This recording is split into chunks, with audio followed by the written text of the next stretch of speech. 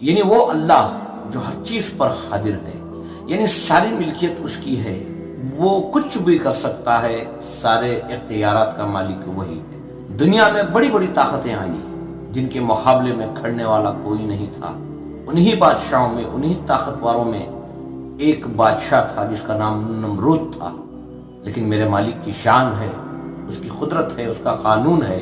انسان کو مہلت دیتا ہے، وقت دیتا ہے تاکہ وہ توبہ کر لے، کیونکہ زندگی صرف ایک سیزن ہے،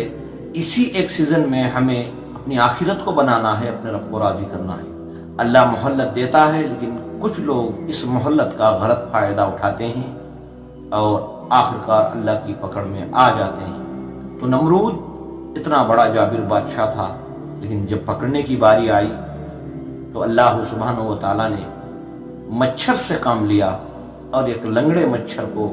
اس کے ناک کے راستے سے دماغ تک پہنچایا اور چیختا چلاتا، اور اسی کے دربار کے وزیروں کے جوتوں سے اللہ سبحانہ و تعالیٰ نے اس کا کام تمام کیا۔ اس سے معلوم یہ ہوتا ہے نہ وقت، نہ مال،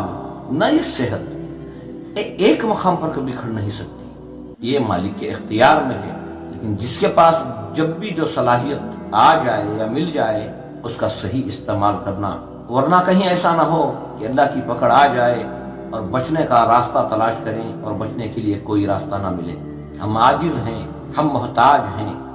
سب کچھ کرنے والی جو ذات ہے وہ اللہ سبحانہ و تعالیٰ کی ہے۔ ہمیشہ اللہ سے معافی مانگتے رہو، اور جہاں تک ہو سکے ہمارے ماتحت لوگوں کے ساتھ اچھا سلوک کرتے رہو،